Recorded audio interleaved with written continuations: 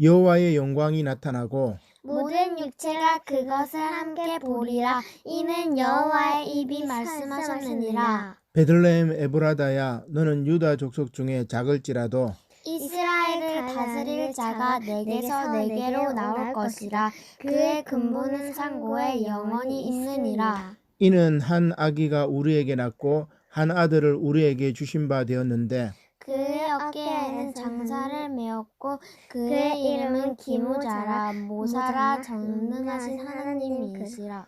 영존하시는 아버지라 평강의 왕이라 할 것임이라. 그 정사와 평강이 더함에 무궁하며 또 다윗의 왕자와 그의 나라에 군림하여 그 나라를 굳게 세우고 지금 이후로 영원히 정의와 공의로 그것을 보존하실 것이라.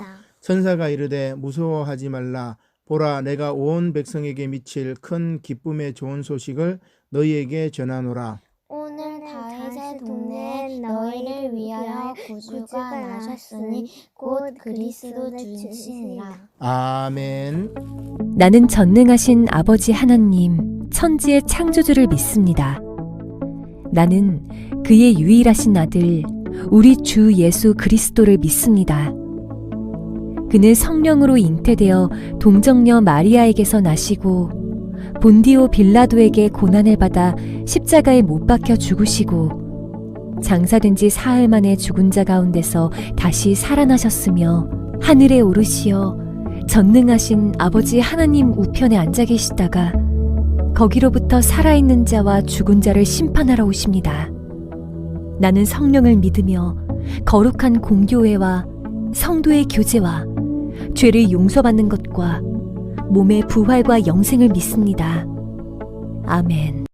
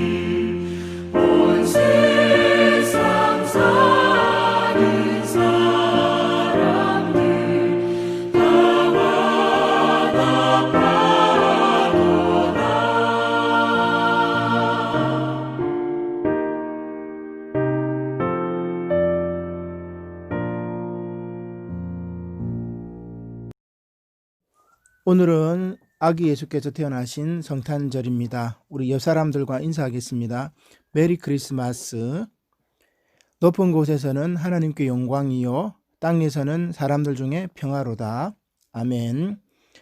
성탄절 첫째 주 말씀은 출애굽기 1장 15절로 2장 10절, 디모데후서 1장 3절로 14절, 누가복음 2장 22절로 35절 말씀입니다. 코로나 상황이 계속 악화되어 가고 있기 때문에 성군 영신 예배 그리고 신년 첫째 주 예배는 쉽지 않을 것 같습니다. 나중에 다시 공지하도록 하겠습니다. 기간 계획서 또 임원 명단 제출하지 않은 기간은 연락 주시길 바랍니다. 2020년 마지막 기도 제목입니다. 가정의 평안과 성도들의 건강을 위해서 기도하시고 교회 각 기관과 구역을 위해서 기도하시길 바랍니다. 특별히 2020년 마지막을 은혜 가운데 잘 마무리할 수 있도록 함께 기도하시기를 바랍니다. 감사합니다. 내게 있는 모든 것을 겸손하게 드리네. 세상 욕심 멀리하니 나를 받아주소서. 주께 드리네. 주께 드리네. 사랑하는 구주 앞에 모두 드리네. 고마우신 하나님 감사를 드립니다. 오늘 이렇게 아기 예수님께서 이 땅에 오신 복되고 귀한 성탄절 우리가 함께 모여 예배드리지 못하고 아기 예수님의 나심을 축하하지는 못하지만 이렇게 가정에서 가족들이 모여 성탄 축하 예배를 드림으로 말미암아 아기 예수께서 이 땅에 오신 것을 다시 한번 깨닫는 귀한 은혜 시간이 될 수 있도록 축복하여 주시옵소서. 귀한 예물을 봉헌합니다. 하나님, 이 예물이 우리 남부산 용호교회가 이제 코로나 사태를 이겨나가고 이 지역에 빛과 소금의 역할을 감당하는 데 쓰임받게 하시고 드린 손길을 위해 하늘의 복된 것으로 축복하여 주시옵소서. 이 귀한 성탄 예물을 주님께 드림으로 말미암아 아기 예수님의 삶과 죽음을 저희들이 따라가는 참된 그리스도의 제자가 될 수 있도록 은혜 내려 주시옵소서. 감사를 드리며 예수님의 이름으로 기도드립니다. 아멘. 오늘 세번문 말씀은 이사야 11장 1절로 9절, 히브리서 1장 1절로 12절, 요한복음 1장 6절로 18절 말씀입니다. 설교 말씀에 본문이 나오기 때문에 읽기는 생략하고 오늘 특송은 아동부 차인벨 찬양입니다. 감사합니다.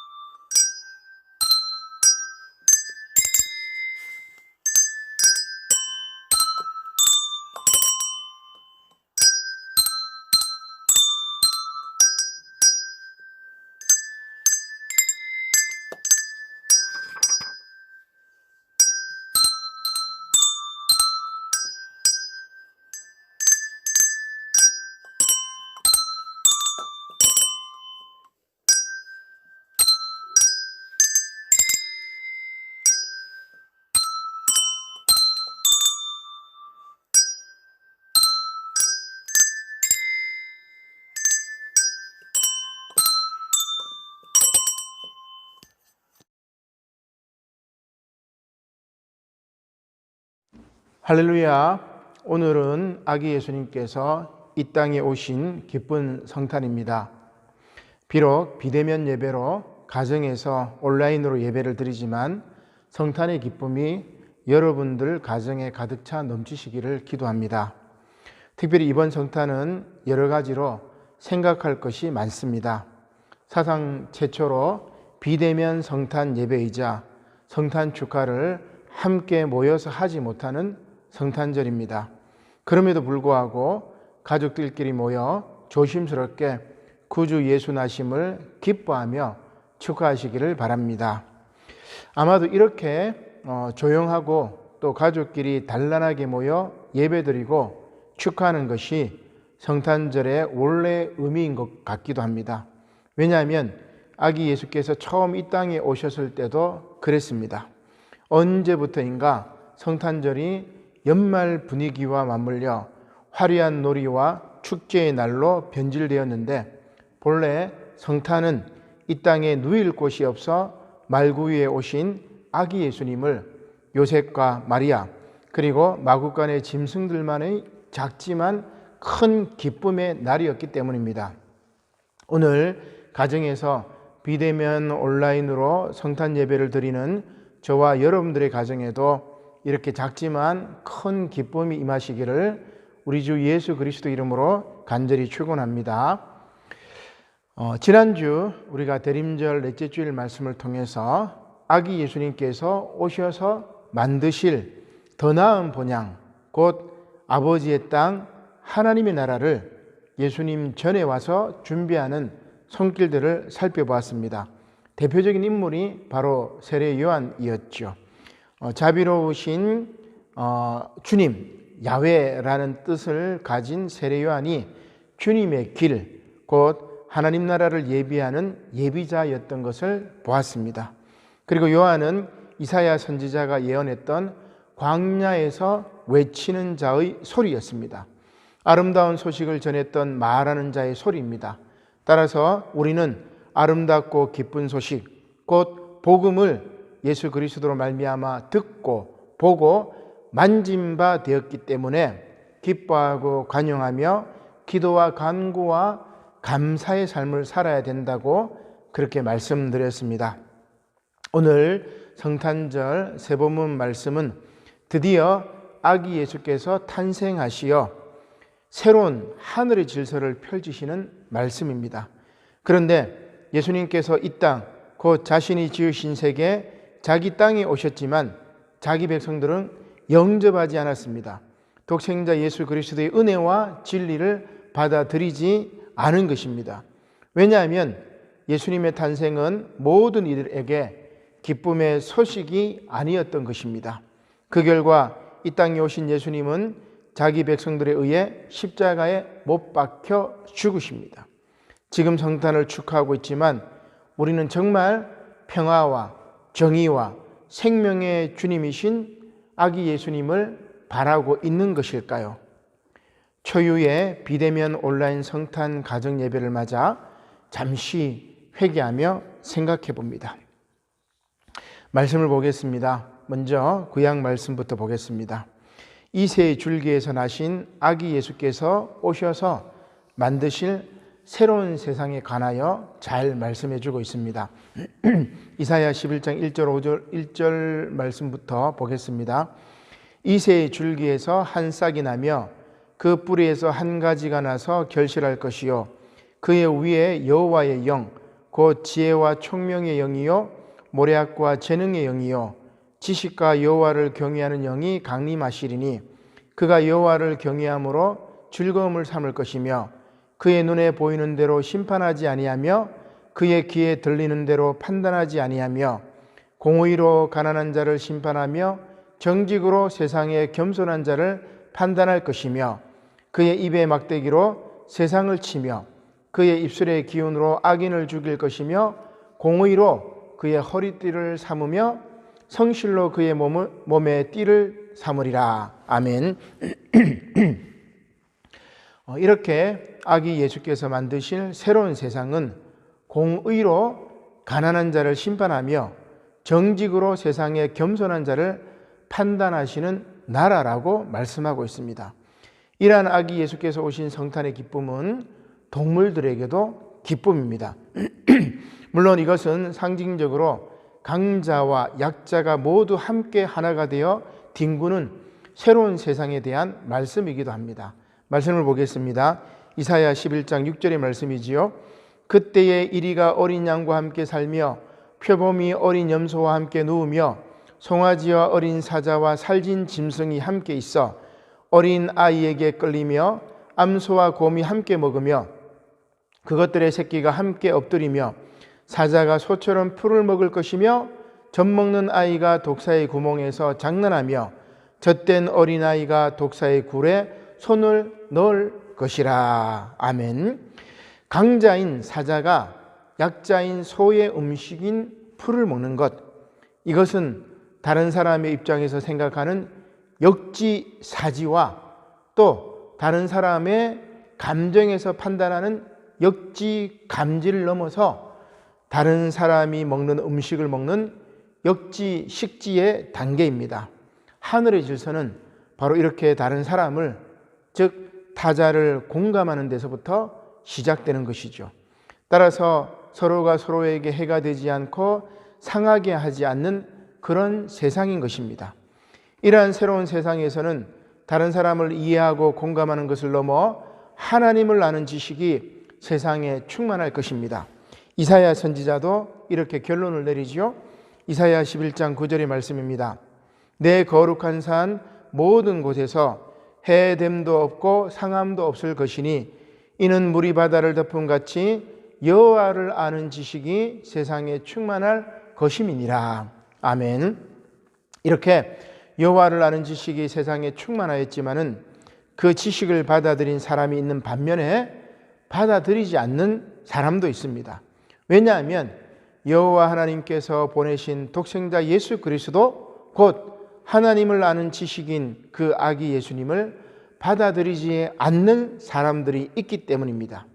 복음서 말씀이 그것을 잘 보여주죠. 요한복음 1장 9절의 말씀을 보겠습니다. 참 빛, 곧 세상에 와서 각 사람에게 비추는 빛이 있었나니 그가 세상에 계셨으며 세상은 그로 말미암아 지은 바 되었으되 세상이 그를 알지 못하였고 자기 땅에 오매 자기 백성이 영접하지 아니하였으나. 여기서 참 빛은 바로 아기 예수님입니다. 창조주이신 예수님, 참 빛이신 아기 예수께서 이 세상에 오셨지만 사람들은 영접하지 않았습니다. 그러나 이 빛을 영접하는 자들에게는 하나님의 자녀가 되는 권세를 주십니다. 요한복음 1장 12절 말씀입니다. 영접하는 자, 곧 그 이름을 믿는 자들에게는 하나님의 자녀가 되는 권세를 주셨으니 이는 혈통으로나 육정으로나 사람의 뜻으로 나지 아니하고 오직 하나님께로부터 난 자들이니라 라고 말씀하고 있는 것입니다. 그리고 세례 요한은 바로 이 빛의 증언자입니다. 6절 말씀입니다. 하나님께로부터 보내심을 받은 사람이 있으니 그의 이름은 요한이라. 그가 증언하러 왔으니 그 빛에 대하여 증언하고 모든 사람이 자기로 말미암아 믿게 하려 함이라. 그는 이 빛이 아니요 이 빛에 대하여 증언하러 온 자라. 아멘. 이렇게 세례 요한이 예비하신 아기 예수님, 곧 태초부터 계신 하늘의 질서인 로고스, 하나님의 말씀이 이 땅에 육을 입고 오셨다는 말씀입니다. 요한 사도는 그것을 이렇게 말합니다. 요한복음 1장 14절이죠. 말씀이 육신이 되어 우리 가운데 가심에 우리가 그의 영광을 보니 아버지의 독생자의 영광이요 은혜와 진리가 충만하더라. 아멘. 세상에서 가장 은혜로운 말씀이 바로 이 말씀, 즉 로고스가 사르크스가 되었다는 말씀입니다. 고귀한 하나님이신, 즉 말씀이신 로고스가 미천한 인간의 몸, 즉 육인 사르크스가 되었다는 것입니다. 그런데 드류대학 신학부에 캐서린 켈러 교수가 있습니다. 이분이 성육신의 개념을 우리가 알고 있는 성육신보다 조금 폭넓은 개념으로 이해를 하고 있습니다. 즉 기존의 성육신 개념을 실체론적인 존재의 개념이 아니라 얽혀있는 관계론적인 개념으로 파악을 하는 것이지요. 그냥 성육신이 아니라 인간들 차이와 사이 안에 있는 관계 속의 육화, 곧 관계적 육화를 말하는 것입니다. 우리가 하나님 나라는 너희 안에 있다라고 얘기를 하는데 in your heart, 너희 마음속에 있다는 개념이 아니죠. among you, 너희들 가운데 있다는 말입니다. 그러니까 이 인카네이션도 바로 인터카네이션 뭐 이렇게 이제 이야기를 하는 것이죠. 예수 그리스도의 성육신, 즉 하나님이 육신이 되었다는 신학적 개념을 하나님께서 인간들 사이에 관계적 육화로 오셨다고 그렇게 제안하는 것이죠. 놀라운 신학적인 통찰이라고 할 수 있습니다.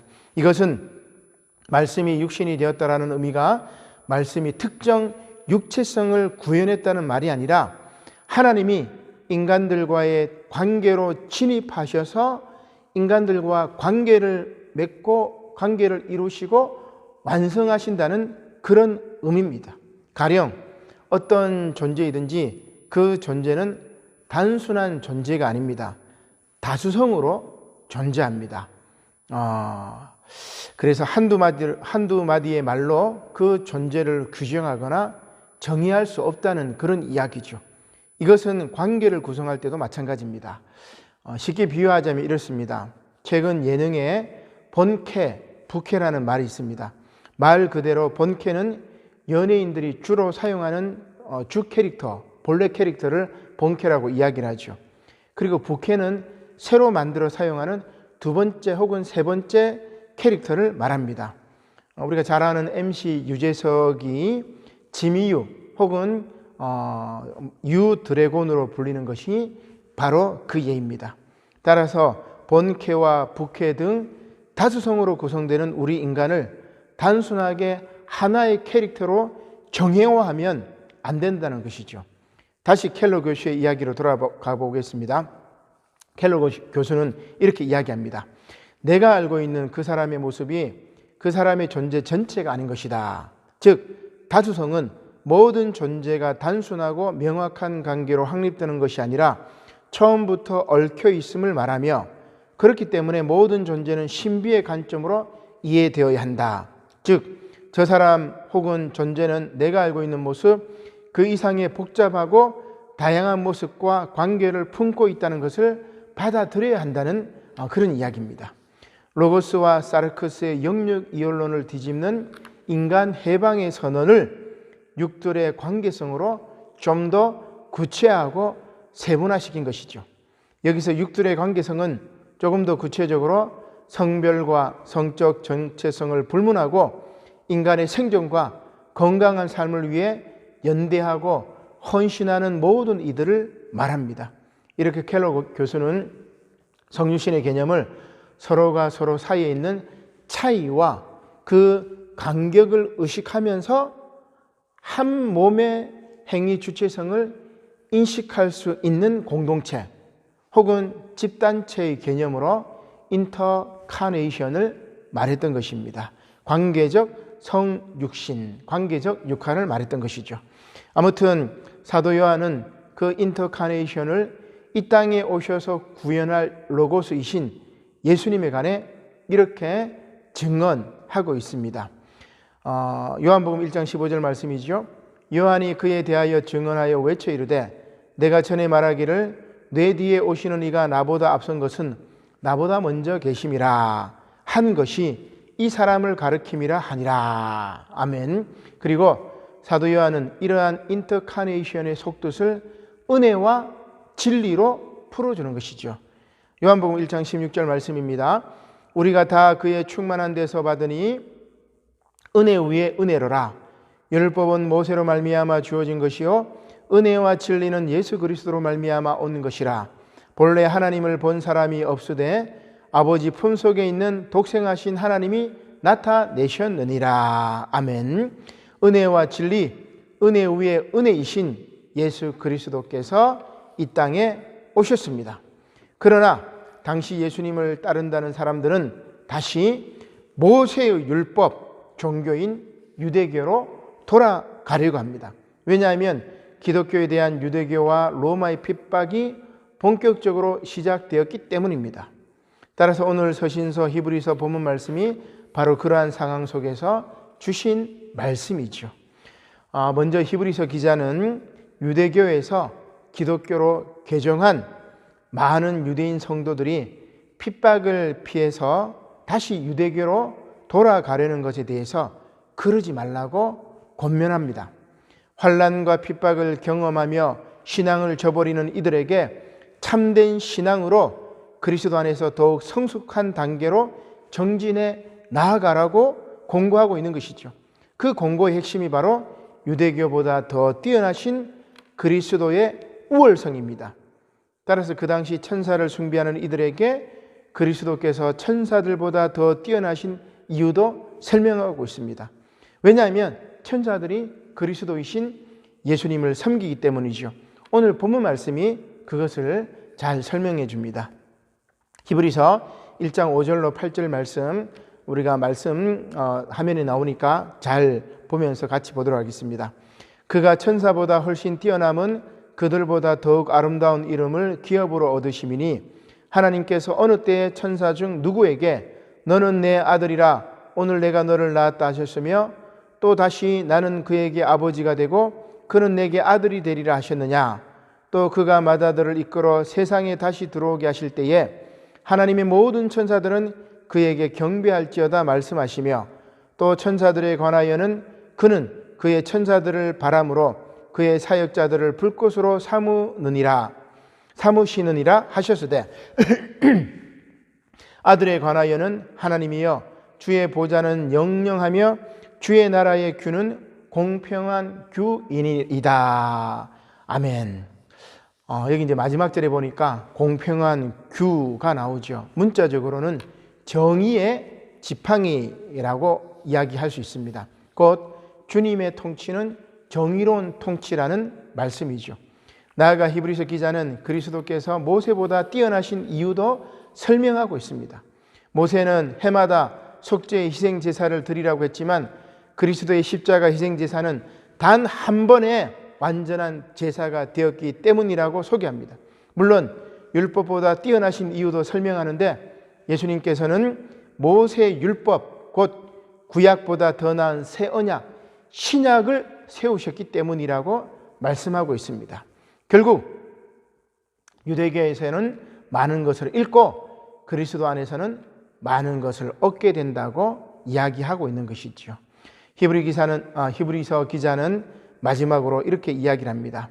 율법이나 천사가 아니라 만유의 상속자이시고 모든 세계를 지으신 하나님의 아들이신 예수 그리스도를 통하여 말씀하신다는 것입니다. 마지막 날에 말씀을 볼까요? 히브리서 1장 1절과 2절 말씀입니다. 옛적에 선지자들을 통하여 여러 부분과 여러 모양으로 우리 조상들에게 말씀하신 하나님이 이 모든 날 마지막에는 아들을 통하여 우리에게 말씀하셨으니 이 아들을 만유의 상속자로 세우시고 또 그로 말미암아 모든 세계를 지으셨느니라. 아멘. 놀라운 말씀입니다. 사실 히브리서는 그리스도를 선지자, 제사장, 왕이라는 구약의 삼중직으로 예수님을 표현하고 있죠.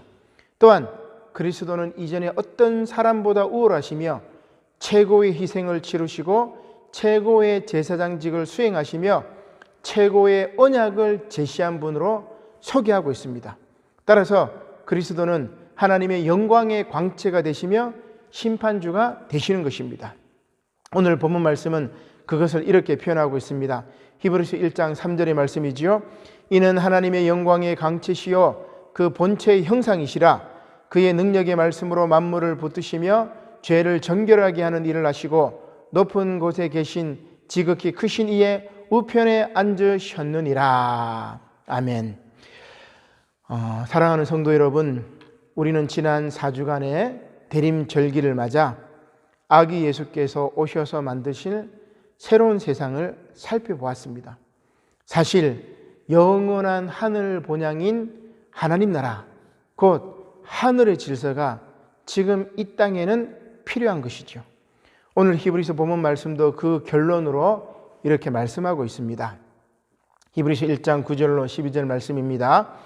주께서 의를 사랑하시고 불법을 미워하셨으니 그러므로 하나님 곧 주의 하나님이 즐거움의 기름을 주께 부어 주를 동류들보다 뛰어나게 하셨도다 하였고 또 주여 태초에 주께서 땅에 기초를 두셨으며 하늘도 주의 손으로 지으신 바라 그것들은 멸망할 것이나 오직 주는 영존할 것이요 그것들은 다 옷과 같이 낡아지리니 의복처럼 갈아입을 것이요 그것들은 옷과 같이 변할 것이나 주는 여전하여 연대가 다함이 없으리라. 아멘. 주께서 의를 사랑하시고 불법을 미워하셨다고 말씀하고 있죠. 주의 보좌는 영영하며 주의 나라의 규는 공평한 규, 곧 정의의 지팡이를 통해 주님의 통치는 정의의 통치라고 말씀하고 있습니다. 그렇다면 하나님의 정의는 무엇인가요? 우리 사회에 정의란 무엇인가라는 화두를 던져준 하버드 대학의 마이클 샌들 교수가 최근에 또 책을 한 권 펼쳐냈습니다. 공정하다는 착각이라는 책이지요. 이 책에서 자신이 이전에 물었던 정의란 무엇인가에 대해서 이렇게 답을 합니다. 핵심을 이야기하자면 이것이죠. 제비 뽑기로 합격자를 정하자. 이것이 바로 정의라는 것입니다. 자신의 능력과 노력이 아니라 운에 맡기는 제비 뽑기를 하자. 그리고 이것이 공정하고 정의로운 것이다. 좀 이해가 잘 안 됩니다. 그죠? 이해가 잘 안 되는 그런 대답이라고 할 수 있습니다. 그런데 원절을 이제 번역하면은 이렇습니다. 직역하면 이렇습니다. 능력주의의 폭정. 과연 무엇이 공동선을 만드나? 요게 원서를 그대로 번역하면 이렇게 되는 거죠. 즉 능력주의를 비판하는 것입니다. 무슨 말입니까? 먼저 이 책에서 샌들 교수는 이렇게 주장합니다. 우리가 노력하면 성공할 수 있다고 너무나도 당연히 생각해왔던 개인의 능력을 우선시하고 보장해주는 능력주의라는 이상이 근본적으로 크게 잘못되어 있다. 이런 이야기입니다. 그렇습니다. 정말 능력주의가 제대로 공정하게 작동하고 있는지, 또한 공정함이 곧 정의라는 공식이 옳은 것인지 살펴보아야 합니다. 이 책은 그것을 잘 보여주고 있죠. 물론 능력 평가에 따라서 합격과 불합격, 그리고 차별을 정당화하는 능력주의 사회에서 성공은 능력과 성실성의 증거가 됩니다. 그러나 반대로 실패는 능력이 모자라고 게을렀다는 낙인을 감수해야 하는 일이기도 한 것이죠. 따라서 능력주의 사회에서 승자는 특권을 당연시 하고, 물론 이제 이 특권은 노력에 비해서 과도하죠. 우리 사회에서 노력에 비해서 과도한 특권들을 기득권층이 가지고 있지 않습니까? 차별당하는 패자는 굴욕감과 억울함에 분노합니다. 이것이 바로 능력주의의 잘못된 폭정이라는 것이죠. 샌델 교수는 이렇게 지적합니다. 기족적 특권과 달리 능력주의적 성공은 스스로의 자리를 스스로 얻었다는 인식을 심어준다. 이런 관점에서 판권사가 되고 의사가 되고 부자가 된다면 기족정보다 능력주의 사회가 더 낫다고 볼 수 있습니다. 그러나 반대로 능력주의 사회에서 가난은 더 맥빠지는 일이 될 것입니다. 기족적 사회에서 가난은 내 책임이 아니지만 능력주의 사회에서는 재능과 야심이 부족했던 탓이라고 생각하지 않을 수 없기 때문이다. 이렇게 샌달 교수가 이제 이야기하고 있는 거죠. 무슨 말입니까? 능력주의 사회에서는 부자가 단순한 부 이상의 것을 향유하듯이 권력자들이 그 주어진 권력보다 더 많은 권력을 향유하듯이 가난한 자는 단순한 궁핍 이하를 감당해야 한다는 그런 뜻입니다.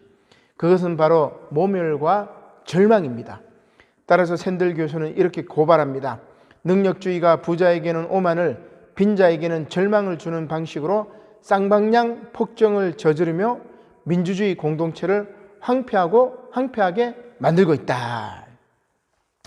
가진 자의 오만, 우리 사회는 갑질로 이렇게 표현하고 있습니다만 샌들 교수는 이러한 가진 자 혹은 능력자들의 오만과 갑질이 공동체의 필수적인 사회적 연대성까지 해체시킨다고 말하고 있습니다. 원저의 책 제목처럼 공동체의 공동선을 만들지 않고 무너뜨린다는 것입니다. 왜냐하면 자신의 능력만으로 모든 것을 이뤄냈다고 확신하는 사람은 타인에게 도움을 줘야 할 이유도 받아야 할 필요도 느끼지 않기 때문입니다. 내가 공부 잘해서, 내가 똑똑해서 판검사가 되고 의사가 되고 내가 이러한 부와 명예를 누리고 있는데 왜 내가 다른 사람들을 배려해야 되느냐, 이런 이야기죠. 이렇게 우리 사회는 능력주의의 폭정으로 무너지고 공동선은 해체된다는 것입니다. 놀라운 것은 가난한 자들에게도 혹은 갑질을 당하는 이들에게도 사회적인 연대성이 해체된다는 것이죠. 왜냐하면 능력주의를 온몸으로 흡수한 패자는 사회 시스템이 아니라 자신의 능력 부족을 탓하기 때문이에요. 따라서 오늘 공론장에서 참여해서 불평등한 상황에 목소리를 내지 않습니다. 아니, 못합니다. 따라서 우리 사회의 공론장 역시 소수 엘리트들의 목소리로 채워지는 것입니다. 아니면 거짓 정보, 가짜 뉴스들로 진실을 볼 수 없도록 만드는 것이죠. 따라서 샌들 교수는 이렇게 결정타를 날립니다. 능력주의에서 중요한 건 모두가 성공의 사다리를 오를 평등한 기회를 가져야 한다는 것이다. 그 사다리 단과 단 그 거리가 얼마나 떨어져 있는지는 문제가 안 된다. 능력주의의 이상은 이동성에 있지 평등 그 자체에 있지 않다. 능력주의는 불평등을 정당한다. 이렇게 이야기합니다. 참 우리 사회의 정의란 무엇인가, 그리고 이 능력주의의 폭정에 대해서 잘 이야기하고 있는 것 같아요. 샌들 교수가 참으로 이 불의한 세상에 의의 열매로 오신 아기 예수님의 성탄을 잘 이야기하고 있는 것 같습니다.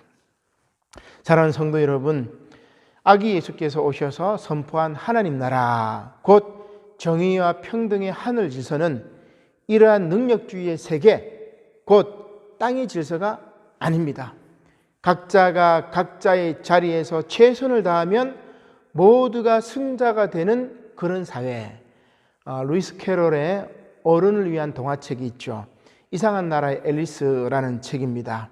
여기 3장에 보면은 코코스 경주가 나오는데 바로 이것이 하나님 나라의 이 경주라고 할 수 있죠. 코코스 경주는 빠르게 달리건 느리게 걷건 자신의 자리에서 최선을 다하면 모두가 상을 받는 그런 경주입니다. 그리고 그 이상한 나라는 바로 하나님 나라인 것입니다. 달팽이는 달팽이처럼, 치타는 치타처럼 그들이 기어가고 달려간 거리의 양이 아니라 그 거리를 가려는 자신의 자리에서 얼마나 최선을 다하는가, 그 마음 씀씀이에 결정되어야 한다는 것입니다. 이것이 바로 아기 예수께서 오셔서 만드신 새로운 하늘의 질서인 것입니다. 이렇게 땅의 질서인 능력주의를 벗어나 아기 예수님의 탄생으로 말미암아 모든 사람이 서로에게 기적이 되고 기쁨이 되는 것, 의를 사랑하고 불법을 미워하는 것, 성탄은 바로 그것을 기뻐하는 것입니다. 오늘 비대면 온라인 성탄 가정 예배를 드리는 저와 여러분들이 자신의 자리에서 최선을 다해 땅의 질서가 아니라 하늘의 질서를 세우기 위해 노력할 때, 곧 정의를 사랑하고 불법을 미워할 때 아기 예수님을 모실 수 있다는 그런 말씀입니다. 그러한 저와 여러분들이 되시기를 아기 예수님의 이름으로 간절히 축원합니다. 아멘. 기도드리겠습니다. 고마우신 하나님, 감사를 드립니다. 아기 예수님께서 탄생하신 이 기쁜 구주 탄생일에 저희들이 비대면으로 또 온라인으로 가정에서 예배를 드리지만 아기 예수님께서 이 땅에 오셨던 참다운 의미를 깨닫게 하여 주시옵소서. 의를 사랑하고 불법을 미워하시는 주님, 우리도 이 땅에 하나님의 정의가 구현될 수 있도록, 그런 삶을 살아갈 수 있도록 저희 모두에게 사랑과 능력과 지혜를 허락하여 주시옵소서. 감사를 드리며 예수님의 이름으로 기도드립니다. 아멘.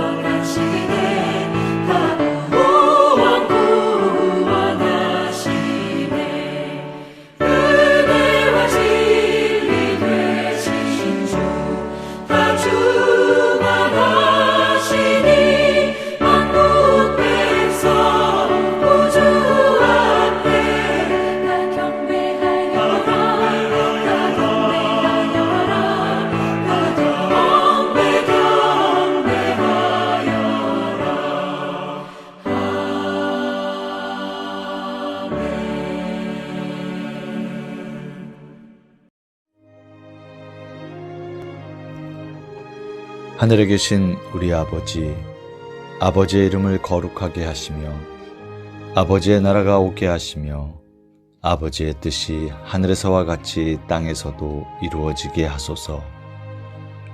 오늘 우리에게 일용할 양식을 주시고 우리가 우리에게 잘못한 사람을 용서하여 준 것 같이 우리 죄를 용서하여 주시고 우리를 시험에 빠지지 않게 하시고 악에서 구하소서. 나라와 권능과 영광이 영원히 아버지의 것입니다. 아멘.